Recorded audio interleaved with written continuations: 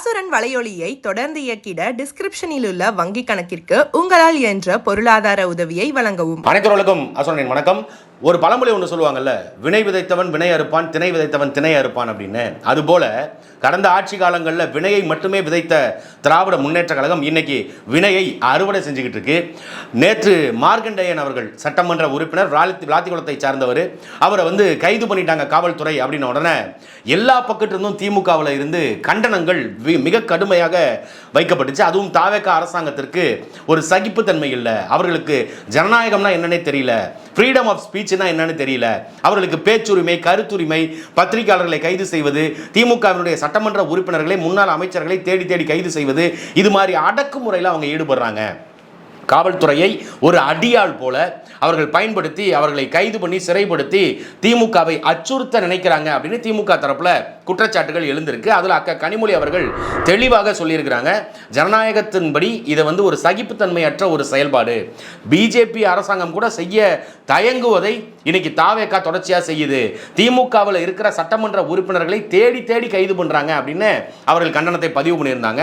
ஒருபடி மேலே போய் திமுகவுடைய தலைவராக இருக்கிற ஐயா ஸ்டாலின் அவர்கள் you may face the consequences, நீங்கள் பின் விளைவுகளை சந்திக்க நேரிடும் அப்படின்னு சொல்லி தாவேகா அரசாங்கத்துக்கு ஒரு மிரட்டல் தோணியில பேசியிருக்கிறாரு. இப்படி தொடர்ச்சியாக எங்களுடைய எம்எல்ஏக்களை என்ன பாவம் செய்தார்கள் அவர்களை போய் கைது பண்றீங்களே அப்படின்னு கண்ணீர் விட்டு மழுகி ஐயா ஸ்டாலின் அவர்கள் ஒரு அறிக்கையை கொடுத்திருக்கிறாரு. இப்படி பல கட்ட கண்டனங்கள் அறிக்கைக்கு நடுவுல தாவேகா அரசு செஞ்சது சரியா நியாயமா? நீங்கள் ஒரு சட்டமன்ற உறுப்பினரை கைது செய்யணும், அப்ப மார்கண்டேயன் அவர்களை கைது செய்ய போகும் பொழுது சபாநாயகரிடம் அனுமதி வாங்கிட்டு தான் வரணும் அப்படின்னு சொல்லி மார்கண்டேயன் அவர்கள் அவருடைய தார்மீக உரிமையை முன்வைக்கிறார். ஆனால் அந்த மார்கண்டேயன் என்கின்ற சட்டமன்ற உறுப்பினருக்கு தெரியல, சட்டமன்றத்துக்கு உள்ளேயோ அல்லது சட்டமன்ற உறுப்பினர்கள் தங்கக்கூடிய ஹாஸ்டல்லையோ அரசாங்க அலுவலகங்கள்லையோ அவரை போய் கைது பண்ணாதான் அவங்க சொல்றது மாதிரி சபாநாயகர்கிட்ட முன் அனுமதி வாங்கி அவங்களை இந்த அலுவலகத்துக்குள்ள வச்சு கைது பண்ண போறோம் அப்படின்னு சொல்லி காவல்துறை அனுமதி வாங்கணும். ஆனால் இது அவருடைய வீட்டில் போய் கைது பண்றாங்க. அதுவும் எங்க பேசியதற்கு, சட்டமன்றத்துக்குள்ள பேசியதற்கு அவர்கள் வழக்கு போட்டிருக்காங்களா? இல்ல, சட்டமன்றத்துக்கு வெளியில ஒரு நன்றி அறிவிப்பு பொதுக்கூட்டத்தில் பேசும் பொழுது மார்கண்டேயன் அவர்கள் விஜய் குறித்து, முதல்வர் ஜோசப் விஜய் குறித்து கடுமையான வார்த்தைகளை விமர்சிச்சிட்டாரு அப்படிங்கிறது தான் குற்றச்சாட்டு. அதுக்கு காவல்துறை கைது பண்ணியிருக்கிறாங்க, அவர்கள் சிறைப்படுத்துறாங்க. இது அவர்களுடைய நடவடிக்கை. காவல்துறை எப்பவுமே அரசாங்கம் என்ன சொல்லுதோ அதை அப்படியே செய்யும். அவர்களுக்குன்னு தனி வெறுப்பு அதெல்லாம் எது இருந்தாலும் அதை அந்தந்த இடத்துல காட்டிக்குவாங்களே தவிர இப்படி கைது வரைக்கும் ஒரு சட்டமன்ற உறுப்பினரை கைது பண்ற அளவுக்கு தனிநபர் வன்மமோ இல்ல தனிநபர் காழ்ப்புணர்ச்சியோ அதுல இருக்கிறதுக்கு எந்த வாய்ப்பும் இல்லை. அரசாங்கம் சொல்லுது, அதை அவங்க செய்யறாங்க. இப்ப மார்கண்டேயன் அவர்களுடைய கைது குறித்து கண்ணீர் வடிக்கின்ற திமுக, அழுகின்ற திமுக, நீங்க தான் டிஆர் பாலுவோட பையன் ஒருத்தர் இருக்காரு, சாதாரணமா வரடா ஒவ்வொரு திமுக காரணம் அப்படின்னு மேடை போட்டு பேசினீர்களே டிஆர்பி ராஜா அவர்களே, நீங்கள் திமுக காரனா அவ்வளவு போல்டானவன், எதையும் நேருக்கு நேராக எதிர்கொள்ளக்கூடியவன் அப்படின்னு சொல்ற நீங்க, அனிதா ராதாகிருஷ்ணன் அவர்கள் கைது செய்யப்படுறாரு, நீதிமன்றத்தில் போய் எனக்கு வயசாயிருச்சுங்க, எனக்கு உடம்பு சரியில்லைங்க, நான் மாத்திரை நிறைய எடுத்துக்கிறேங்க அப்படின்னு சொல்லி அனிதா ராதாகிருஷ்ணன் தன் வயதை காரணம் காட்டி நீதிபதியிட்ட பிணை வாங்கிட்டு வர்றாரு. இப்ப நேற்று கைது செய்யப்பட்ட மார்கண்டேயன் அவர்கள் அதே போல ஒரு நாடகத்தை ஏற்படுத்தி அவருக்கு நேரடியாக போய் மாத்திரை கொடுத்துருக்குறாங்க. பாவம், உடம்பு முழுக்க வியாதி, நீரிழிவு நோய்க்கு மாத்திரை, ஏற்கனவே சுகர் இருக்குது, பிபி இருக்குது, சுகர் மாத்திரை வேற காவல்துறை அதிகாரிகள் கொடுக்க மாட்டேன்ட்டாங்க. வாத்தியார சுகர் மாத்திரை வீட்டிலே மறந்துட்டு வந்துட்டேன் அப்படிங்கிறது மாதிரி மார்கண்டேயனை கைது பண்ணி சிறைச்சாலைக்கு கூட்டு போறாங்க. போகும் பொழுது காவல் நிலையத்தில் வச்சிருக்கும் பொழுது விசாரணை நடக்கும் பொழுது மாத்திரையை கொண்டுகிட்டு அங்கே இருக்கிற தொண்டர்கள் ஓடி போய் எங்க வாத்தியார் சுகர் மாத்திரை போடாமல் இருக்கிறாரு, சுகர் மாத்திரை மட்டும் போட்டுட்டாருன்னா அவர் பேசுகிற பேச்சில் நீங்கள் 10 அடி தூரம் தள்ளி தான் நிற்கணும் அப்படிங்கிறது மாதிரி வெளியில் தொண்டர்கள் ஒரு பக்கம் ஆர்ப்பரிச்சு நிற்கிறாங்க. அப்படி மாத்திரையை கொண்டு போய் கொடுக்குறாங்க. அப்போ இவ்வளவு உடம்பு முழுக்க வியாதியோ வியாதிங்கிற மாதிரி உடம்பு முழுக்க இவ்வளவு நோய்களை வச்சுட்டு இந்த பேச்சு மார்கண்டேயன் அவர்களுக்கு தேவையா? மார்கண்டேயன் அவர்கள் பேசியது முழுக்க தவறு. அவர் விமர்சிக்கலாம், தமிழ்நாட்டுடைய முதலமைச்சராக இருக்கிற ஜோசப் விஜயனுடைய ஆட்சியை விமர்சிக்கலாம், ஜோசப் விஜய் அவர்களுடைய இதை விமர்சிக்கலாம், செயல்பாடுகளை விமர்சிக்கலாம், என்ன கருத்து இருக்கோ அதை கருத்தா வைக்கணும். ஆனா கருத்துங்கிற பேர்ல மிரட்டல் விடுத்துட்டு எலும்ப உடைச்சு அனுப்பிடுவோம், திமுக காரன்லாம் பார்த்தா உங்களுக்கு கோமாளி மாதிரி தெரியுதா அப்படின்ற இந்த கடுமையான வார்த்தைகள், கோமாளித்தனமா அப்படிங்கிற வார்த்தை கடுமையான வார்த்தை இல்லை, ஆனா எலும்ப உடைப்பேன்னு சொன்னதுதான் இதுல மிகப்பெரிய குற்றச்சாட்டாக வைக்கப்படுது. இதை ஜனநாயகம், இது பேச்சுரிமை, இது கருத்துரிமைன்னு எந்த கர்மாந்திரம் பேசினாலும் அது கருத்துரிமையில வராது. இது மிரட்டல். நீங்கள் சட்டமன்றத்தை உள்ளே பூட்டிடுவேங்க, சட்டமன்றத்தில் கேள்விகள் கேட்டால் எல்லாம் எந்திரிச்சு வெளியில் ஓடுறாங்க, பார்ட்டி ஃபண்டுன்னு சொன்னால் வெளியில் ஓடுறாங்க அப்படிங்கிறத தான் ஜோசப் விஜய் அவர்கள் சொல்லியிருந்தார். அப்போது நீங்கள் அதுக்கு எதிர்கருத்து வைக்கிறீங்க அப்படின்னா, எதிர்கருத்து வைக்கும் பொழுது நீங்கள் கதவுகளை பூட்டக்கூடாது. அது மரபு கிடையாது. உங்களுக்கு மரபும் தெரியல, ஒரு மண்ணாங்கட்டியும் தெரியல. சட்டமன்ற விதிப்படி சட்டமன்ற கூட்டத்தொடர் ஆரம்பித்த பிறகு கதவுகளை இழுத்து மூடுறது அப்படிங்கிறது வாக்கெடுப்பு நடத்தும் பொழுது மட்டும்தான் அதை செய்வாங்க. ஏன்னா வெளியிலேருந்து யாரும் பார்த்துடக்கூடாதுங்கிறதுக்காக. மற்றபடி சட்டமன்ற கதவுகளை மூடக்கூடாது. அப்படி விமர்சனங்களை நீங்கள் வச்சிருக்கலாம். இது கூட தெரியல, நீ எல்லாம் முதலமைச்சராகி என்னத்தை கிழிக்க போறீங்க அப்படி கேட்டிருக்கலாம். இப்போ இந்த மாதிரி விமர்சனங்களை வைக்காது, நான் எலும்பை உடைச்சிருவேன், நான் உன்னை அடிச்சிருவேன் அப்படின்னு பேசுறது இது வன்முறையை தூண்டும் பேச்சாக பார்க்கப்படுமா, பார்க்கப்படாத? தாவேகா இந்த மாதிரி காவல்துறையை ஏவி விட்டு அவர்களை வச்சு கைது பண்ணுது அப்படின்னு பேசுற இந்த திமுக நீங்க நியாயமா நடந்துக்கிட்டீங்களா? கடந்த திமுக ஆட்சி காலத்தில் போராடிய போராளிகளை, அரசிடம் உரிமை கேட்டு போராடிய போராளிகளை, தூய்மை பணியாளர்களை எப்படியெல்லாம் காவல்துறை வச்சு கைது பண்ணீங்க? அன்னைக்கு ஜனநாயகம் இல்லையா? அன்னைக்கு பேச்சுரிமை, கருத்துரிமை இல்லையா? அவர்கள் உரிமைக்காக அவர்கள் போராடும் பொழுது அவர்களை கைது பண்ணி சிறைப்படுத்தினீங்களே, அது உரிமை மீறல் இல்லையா? அது ஜனநாயக படுகொலை இல்லையா? பிஜேபி செய்யாத தாவேகா செய்யுது. நீங்க என்ன செஞ்சீங்க? கடந்த ஆட்சியில் நீங்க என்ன லட்சணத்தில் ஆட்சி கொடுத்தீங்களோ அதே தான் இன்னைக்கு தாவேகா தொடருது. அப்ப நீங்க செவிலியர்களை கைது பண்ணீங்க, ஆசிரியர்கள், போராட வந்த ஆசிரியர்கள், நிரந்தர பணி கேட்டு போராடிய ஆசிரியர்களை அக்யூஸ்ட் மாதிரி ஓடி ஓடி துரத்தி கைது பண்ணி பஸ்ஸில் ஏற்றி கொண்டு போய் சென்னைக்கு வெளியில் கிளாம்பாக்கம் தாண்டி கொண்டு போய் இறக்கி விட்டு வந்தீங்களே. அன்னைக்கு அந்த படித்த பட்டதாரிகளை, பல மாணவர்களை உருவாக்குகின்ற, வருங்கால தலைமுறையை உருவாக்குகின்ற ஆசிரியர்களுக்கு நீங்கள் அவ்வளவு கொடுமைகளை படுத்தினீங்களே, கைது பண்ணீங்களே. அவங்க எங்கெங்கெல்லாம் இருந்து கிளம்புறாங்களோ அந்தந்த ஊரில் வச்சு கைது பண்ணி சிறைப்படுத்தி காலையிலேருந்து சாயங்காலம் வரைக்கும் உட்கார வச்சு அவங்கள அழுக விட்டு வேடிக்கை பார்த்தீங்களே, அதெல்லாம் என்ன? அது கருத்துரிமையில் வருமா? அது ஜனநாயகத்தில் வருமா?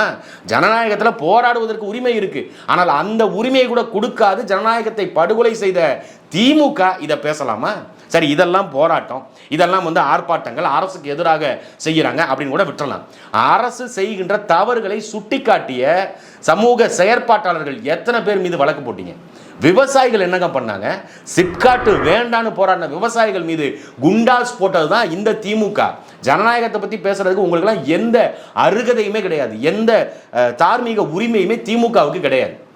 அரசுக்கு எதிராக ஃபாக்ஸ்கானில் இந்த மாதிரி ஒரு குற்றச்சாட்டு இருக்குது, இந்த மாதிரி உணவு சாப்பிட்டு இத்தனை பேர் மயங்கி விழுந்திருக்காங்க, அதில் இத்தனை பேர் இறந்துட்டாங்கன்னு செய்தித்தாளில் செய்தி வந்துச்சு. அந்த செய்தித்தாளில் வந்ததை, செய்தி ஊடகங்களில் வந்ததை திருமாவளவர்களும் பேசினார். அன்னைக்கு அதை பேசி அண்ணன் சாட்டை துரைமுருகன், வளர்மதி போன்ற நபர்களை ஓடி ஓடி போய் கைது பண்ணி சிறைப்படுத்தினீங்களே, அது ஃப்ரீடம் ஆஃப் ஸ்பீச்சில் வருமா? அது ஜனநாயகத்தில் வருமா? சவுக்கு சங்கரை தேடி கைது பண்ணீங்களே. சவுக்கு சங்கர் ஒரு புரோக்கர், அவரை விட்டுருங்க. சவுக்கு சங்கர் ஒரு மாமாகார பையன், அந்த பையனை விட்டுருங்க. ஆனால் அந்த பைய அப்பப்போ சில உண்மைகளை பேசுவான். அப்பப்போ அந்த உண்மைகளை பேசும் பொழுது, அரசுக்கு எதிராக பேசும் பொழுது, அந்த சவுக்கு சங்கரை தேடி கைது பண்ணீங்கல்ல, அவரை உள்ள காவல்துறையை வச்சு அடிச்சிங்கல்ல, அவருடைய கையை உடைப்பதற்கு திட்டம் போட்டீங்கல்ல, இல்லை அவரை விபத்து ஏற்படுத்தி அவரை காயப்படுத்துறதுக்கு திட்டம் போட்டீங்கல்ல. இதெல்லாம் தமிழ்நாடு காவல்துறை செய்யலையா? திமுக ஆட்சியில் இதெல்லாம் செய்யலையா? அதெல்லாம் ஜனநாயகமா? அதெல்லாம் கருத்துரிமையா? ஒரு அரசுக்கு எதிராக தங்களுடைய கருத்துக்களை பதிவு செய்கின்ற ஒவ்வொருத்தரா தேடி கைது பண்ணீங்க. மாரிதாஸ் அதே போலதான் கருத்துக்களை முன்வச்சாரு, அரசாங்கத்துக்கு எதிரான குற்றச்சாட்டுகளை முன்வச்சாரு, அரசு செய்யும் தவறுகளை சுட்டி காட்டினாங்கிறதுக்காக இப்படி எல்லார் மீதும் வழக்கு போட்டு அவர்களை சிறைப்படுத்தி அவர்கள் குடும்பத்தை சிதைத்து, அவருடைய உளவியலை சிதைத்து, அவருடைய பொருளாதாரத்தை சிதைத்து எத்தனை பேரை நீ கைது பண்ணி அந்த மாதிரி காலி பண்ணியிருக்கீங்க. அந்த வினையெல்லாம் சேர்த்து தான் இன்னைக்கு உங்களுக்கு அறுவடை ஆகுது. இன்னைக்கு திமுகவுடைய எம்எல்ஏக்களுக்கு அது அப்படியே நடக்குது. அதை தான் பழமொழி சொல்லியிருக்கிறாங்க, வினை விதைத்தவன் வினை அறுப்பான், திணை விதைத்தவன் திணை அறுப்பான். திமுக என்னமோ யோக்கிய சிகாமணிகள் போல போராளிகள், அரசுக்கு எதிராக பேசினவங்க, இவங்களெல்லாம் கூட விடுங்க. சாதாரண பாமர மக்கள், உழைக்கும் வர்க்கத்தில் இருக்கிறவங்க, இவங்க பொங்கலுக்கு வெள்ளம் கொடுத்தாங்க. அந்த வெள்ளம் உருகிருச்சுன்னு ஒருத்தர் சொன்னாருன்னு அவரை சிறைப்படுத்தினாங்க. அவர் பையனை கூப்பிட்டு மிரட்டி தற்கொலைக்கு தூண்டி, அது எவ்வளோ பெரிய விஷயமாச்சுன்னு எல்லாருக்கும் தெரியும். ஒருத்தர் அந்த வெள்ளத்தில் பள்ளி கிடக்குன்னு சொன்னார். நீ உற்பத்தி பண்ணி கொடுத்த அந்த வெள்ளத்தில், பொங்கலுக்கு கொடுத்த வெள்ளத்தில் பள்ளி கிடக்குன்னு சொன்னதுக்கு அவரை சிறைப்படுத்தினாங்க. இதெல்லாம் கூட அரசின் மீது குற்றச்சாட்டு, நேரடியாக ப்ரெஸ்ஸை பார்த்து பேசினாங்க, அப்படி இப்படின்லாம் இருக்கு. சமூக வலைதளத்தில் ஒரு காட்சி ஒன்று வெளியாகுது. ஐயா ஸ்டாலின் அவர்களுடைய போஸ்டரு. அந்த போஸ்டரை பார்த்துட்டு ஒரு அம்மா காண்டாகி, நீ ஆட்சியாக கொடுக்குற, மயிர் மாதிரி ஆட்சி கொடுக்குற அப்படின்னு சாணி எடுத்து போஸ்டரில் தான் அடிச்சுது. ஸ்டாலின் அவர்கள் வீட்டில் போய் அவருக்கு நேரம் அடிக்கலை, இல்லை திமுகவினுடைய உறுப்பினர்களை கூப்பிட்டு அவங்க மூஞ்சியில் அடிக்கலை, திமுக கொடி மீது அடிக்கலை. திமுக காரன் ஒட்டின போஸ்டரில் ஸ்டாலின் படத்தை பார்த்து ஒரு 65 வயது மதிக்கத்தக்க ஒரு மூதாட்டி அந்த போஸ்டர் மேலே சாணி அடிச்சிட்டாங்க. அது சமூக வலைதளங்களில் யாரோ ஒருத்தர் எடுத்து அந்த காணொலியை வெளியிட்டுட்டாங்க. திமுகவுடைய ஆட்சி லட்சணம் வெங்காயம் இவ்வளவுதான் இருக்குன்னு. அந்த மூதாட்டியை தனிப்படை அமைத்து தேடி கைது செய்த தமிழ்நாடு காவல்துறை அன்னைக்கு திமுக கட்டுப்பாட்டில் இருந்துச்சு, அன்னைக்கு ஸ்டாலின் அவர்களுடைய கட்டுப்பாட்டில் இருந்துச்சு. அதை செய்த நீங்கள் ஜனநாயகத்தை பேசலாமா? ஃப்ரீடம் ஆஃப் ஸ்பீச் குறித்து பேசலாமா? இந்த ஜனநாயக குரலுக்கெல்லாம் நாங்கள் செவி சாய்ப்போம், நாங்கள் இப்படியெல்லாம் அராஜகம் பண்ண மாட்டோம் அப்படின்னு இன்னைக்கு நீலி கண்ணீர் வடிக்கின்ற, இன்னைக்கு முதலை கண்ணீர் வடிக்கின்ற இந்த திமுகவுடைய தலைவர் ஸ்டாலின் அவர்கள் இன்னைக்கு சொல்லியிருக்கீங்களே ஃபேஸ் த கான்சிக்வன்சஸ் அப்படின்னு சொல்லியிருக்கீங்களே, அந்த ஃபேஸ் த கான்சிக்வன்சஸ் அப்படின்னு சொல்லுவதே ஒரு மிரட்டல் தான். இதுக்கு பின் விளைவுகளை நீங்கள் சந்திக்க நேரிடும். நாங்கள் ஆட்சிக்கு வந்தால் உங்களை தூக்கி உள்ளே போடுவோம். அது ஜனநாயகமா? இதுக்கு நீங்கள் பதில் சொல்லியே ஆகணும் அப்படி கூட சொல்லலாம். ஆனால் நீங்கள் பதில் சொல்லியே ஆகணுங்கிறத தாண்டி you may face the consequences அப்படின்னா நாங்கள் ஆட்சிக்கு வந்து அவங்களை பிடிச்சி கைது பண்ணி சிறைப்படுத்துவோம். அப்போ இதுவும் மிரட்டல் துணியில் தான் ஸ்டாலின் அவர்கள் பேசுகிறார். அப்போ அவங்க கட்சியினுடைய எம்எல்ஏ பேசுனது தப்புங்கிறத எந்த இடத்துலையும் அவர்கள் உணரவே இல்லை.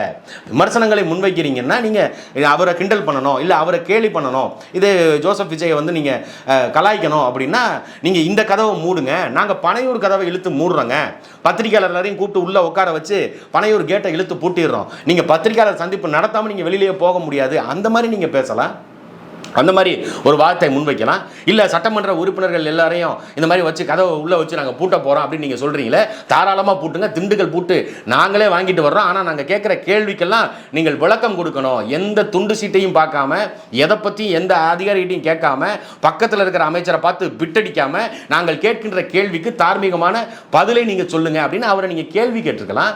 அதெல்லாம் விட்டுட்டு நான் எலும்பை உடைச்சிருவேன், நீங்கள் மானங்கெட்ட, அது மிக முக்கியமாக பார்க்க வேண்டிய வார்த்தை, விஜயை மானங்கட்ட விஜய் நீங்க சொல்லிட்டு போங்க, அவரை நீங்க என்ன வேணாலும் திட்டிட்டு போங்க. ஆனா இன்னைக்கு அவர் ஒரு முதல்வர் பொறுப்புல இருக்கிறார்.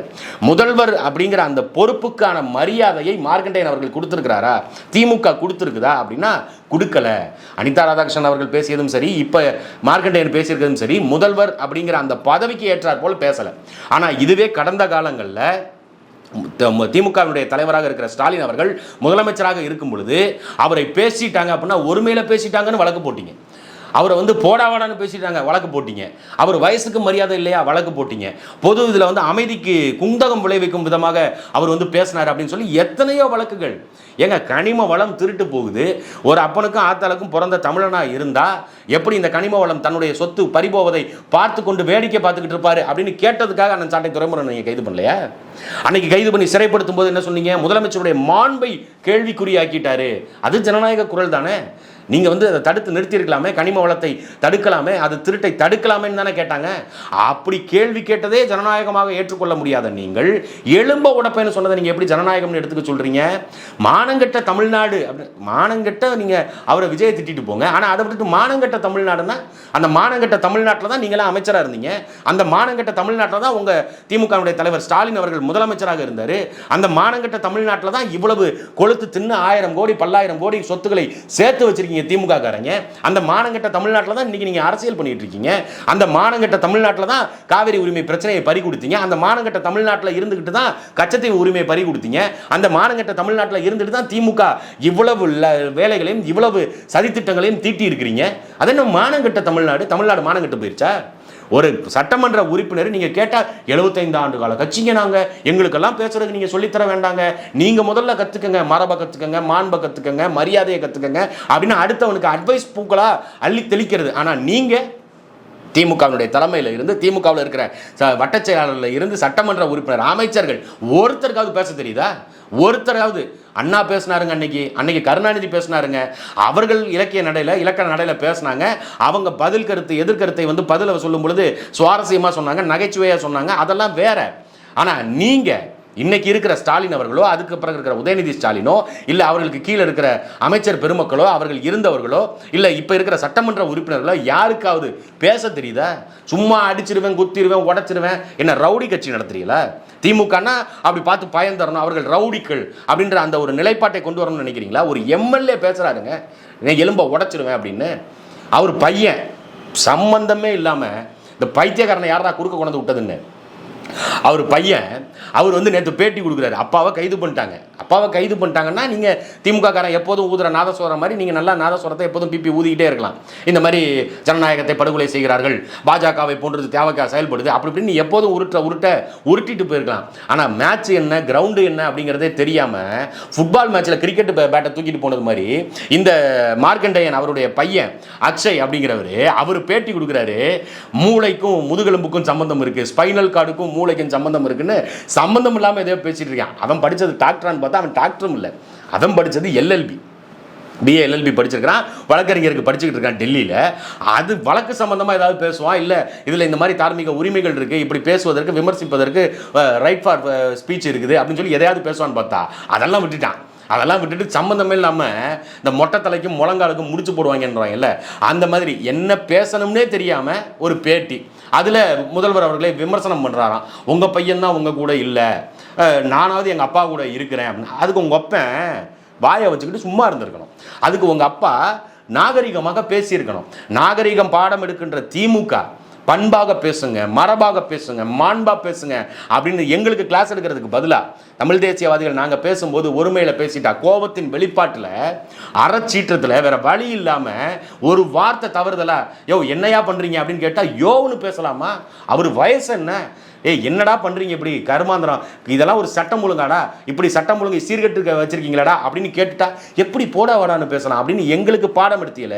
முதல்ல சட்டமன்ற உறுப்பினர், திமுக சட்டமன்ற உறுப்பினர் எல்லாரையும் கூப்பிட்டு உட்கார வச்சு எப்படி பேசணும், முதலமைச்சரை எப்படி பேசணும், அமைச்சர்களை எப்படி பேசணும், மற்றவர்களை எப்படி பேசணும், வயதில் கீழானவர்களுக்கு எப்படி மரியாதை கொடுக்கணும், வயதில் மூத்தவங்களுக்கு எப்படி மரியாதை கொடுக்கணும், ஒரு அரசியல் மேடை அரசியல் நாகரிகத்தோடு எப்படி பேசணும், சட்டமன்றத்துக்குள்ள எப்படி பேசணும், சட்டமன்றத்துக்கு வெளியில் எப்படி பேசணும் அப்படின்னு அவங்களுக்கு முதல்ல பாடம் எடுத்துட்டு அதுக்கப்புறம் வந்து திமுக காரங்க மற்றவங்களுக்கு பாடம் எடுங்க. இப்போ இந்த விஷயத்தில் தாவேக அரசு செயல்பட்டது சரியா அப்படின்னா உண்மையிலுமே சரி, 100% சரி. இன்னும் திமுகவில் யார் யாரெல்லாம் இந்த மாதிரி அநாகரிகமாக விமர்சனங்களை வைக்கிறாங்களோ அவங்கள தூக்கி உள்ளே போடணும். அதுக்கு எதிர்ப்பாக தாவேக தரப்பில் இருந்து பேசுபவர்கள் மீதும் நடவடிக்கை எடுத்துச்சுன்னா தாவேக அரசாங்கத்தை நாம் உண்மையிலுமே பாராட்டுவோம், வாழ்த்துவோம். ஏன்னா தான் சொந்த கட்சிக்காரன் பண்ணாலும் தப்பு தான். அப்போ அந்த இடத்துல இப்ராஹிம்னு ஒருத்தர் அவர் பேசுகிறாரு, நீ எலும்பை உடைச்சிட்டு சட்டமன்றத்தை விட்டு வெளியில் போயிருவியா, 1 கோடி பேர் சட்டமன்ற வாசலில் நிற்பான் அப்படின்னு ஒரு மேடையில் அவர் பேசிகிட்டு இருக்காரு. யார்? இப்ராஹிம். முந்தா நாள் வரைக்கும் பிஜேபியில் கல்வி குடிச்சிக்கிட்டு இருந்தான், இப்போ இன்னைக்கு வந்து தாவேகால சேர்ந்துட்டு அவர் சொல்கிறாரு 1 கோடி பேர் வெளில இருப்பான். நீ என்ன மிரட்டி பார்க்குறியா? இல்லை சட்டமன்றம்னா என்னன்னே தெரியாமல், சட்டமன்ற விதின்றது என்னன்னு தெரியாமல் தலைமைச் செயலகத்தை சுற்றி 1 கோடி பேர் இருப்பான். 1 கோடி பேர் விஜய் ரசிக்கிறான், விஜய் மீது ஆதரவு வச்சிருக்கிறான், விஜய் மீது பாசம் வச்சிருக்கிறான், அதெல்லாம் சரி. அதுக்குன்னு விஜய்க்கு அடியால் வேலை பார்ப்பான்னு நினைக்கிறியா? 1 கோடி பேரை கூட்டிகிட்டு போய் நீ அடியால் வேலை பார்க்க சொல்கிறியா? இது எந்த மாதிரியான முன்னுதாரணம்? இதையும் தாவேக அரசு கண்டிக்கணும். மார்க்கண்டேயன் அவர்கள் பேசியது தப்பு, அவரை சிறைப்படுத்தி இருக்கிறாங்க, அவருக்கு 15 நாள் நீதிமன்ற காவல் கொடுத்துருக்காங்க, அதில் எந்த மாற்று கருத்தும் இல்லை, அது சரிதான். ஆனால் அதை தாவேகாவும் கையில் எடுக்கிறது சரியில்லை.